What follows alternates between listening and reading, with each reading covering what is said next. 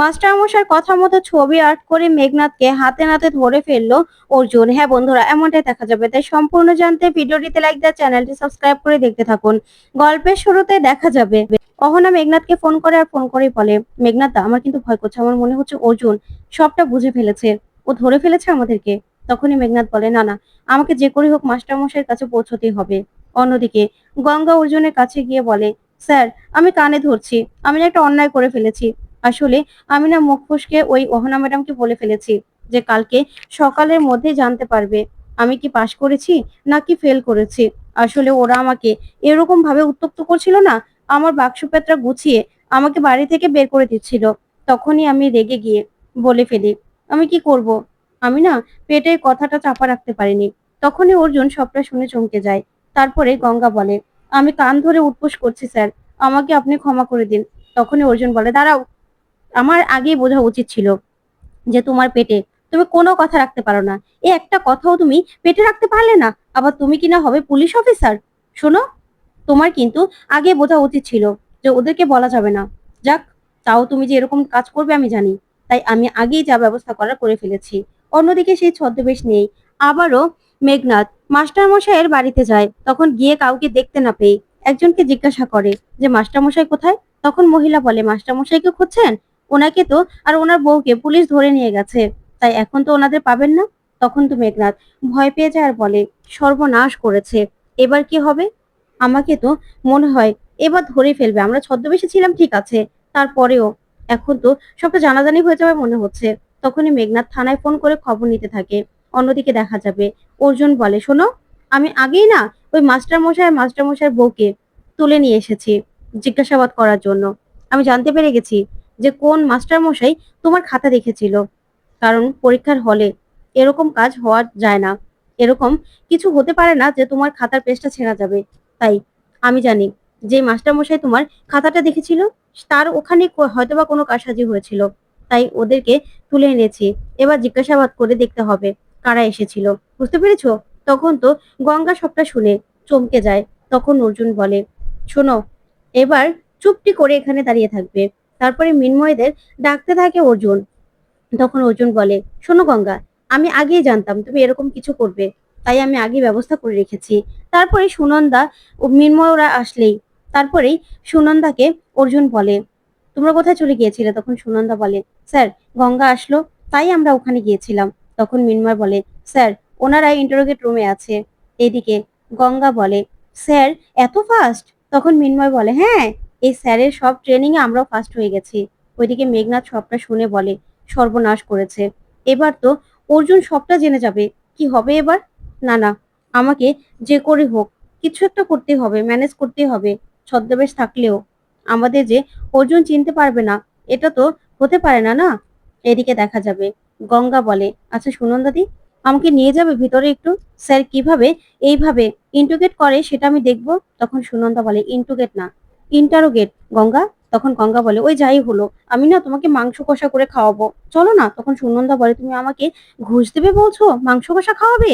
না না স্যার, জানতে পারলে তারপরে আমাকে অনেক বকবে। তখন গঙ্গা বলে, প্লিজ চলো না। তারপরে সুনন্দা ওকে নিয়ে যায়।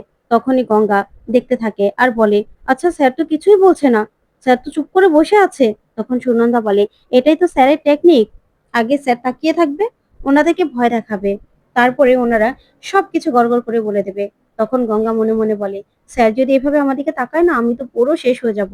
ওইদিকে তখনই মাস্টারমশাই বলে ওঠে, সব এই মহিলার দোষ স্যার।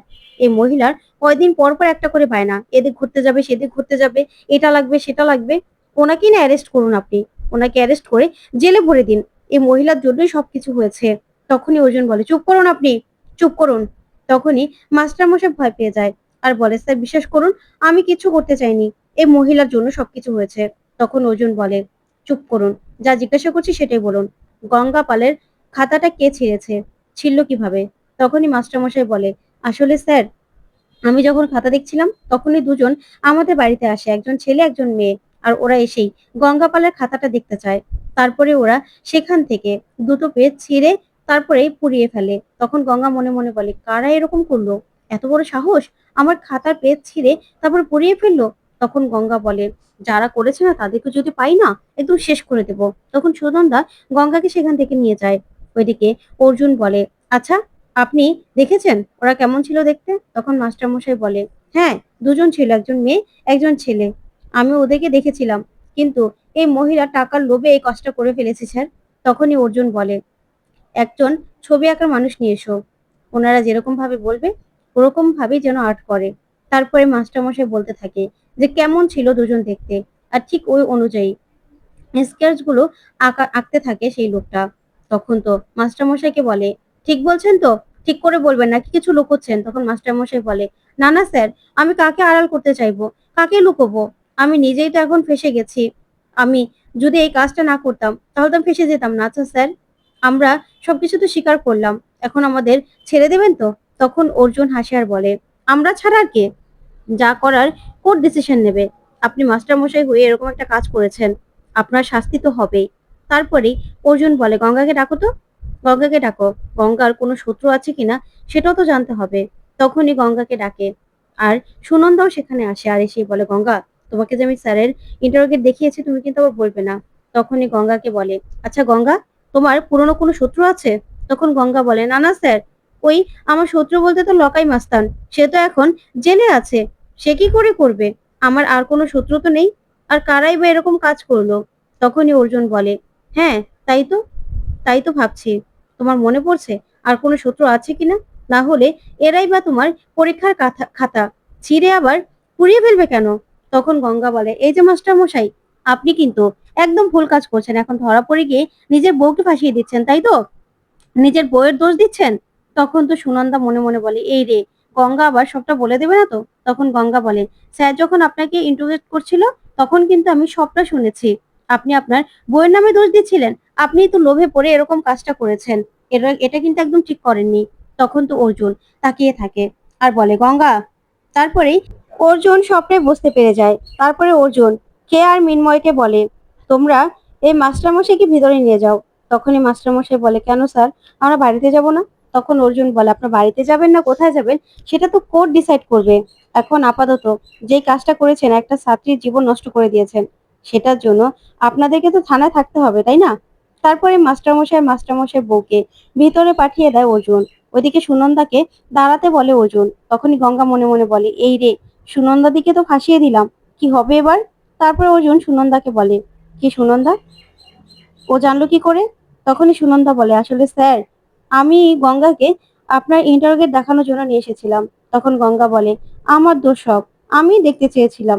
তখনই অর্জুন বলে, একদম চুপ, কোনো কথা বলবে না। আচ্ছা সুনন্দা, তুমি জানো না গঙ্গার পেটে একটা কথাও থাকে না?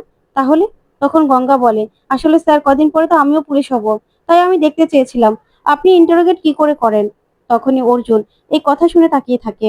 তারপর গঙ্গা বলে, আমি আপনার কাছে ক্ষমা চাইছি, সুনন্দা দিকে কিছু বলবেন না। তারপর বাড়িতে গেলেই জেঠু ওরা সবাই শুনে খুশি হয় যে গঙ্গা ফেল করেনি, গঙ্গাকে ইচ্ছে করে ফেল করানো হয়েছে। তখনই গঙ্গা অহনাকে বলে, সাতচন্নি, এবার জেনে নে আমি পাশ করেছি না ফেল করেছি। তখনই অর্জুন বলে, দেখে তো মনে হচ্ছে ছদ্মবেশ নিয়েছে, তবে আমার মনে হচ্ছে বাড়ির কেউ এই কাজটা করেছে। তো বন্ধুরা, কেমন লাগলো আজকের আপডেট, কমেন্ট করে জানাও। ধন্যবাদ।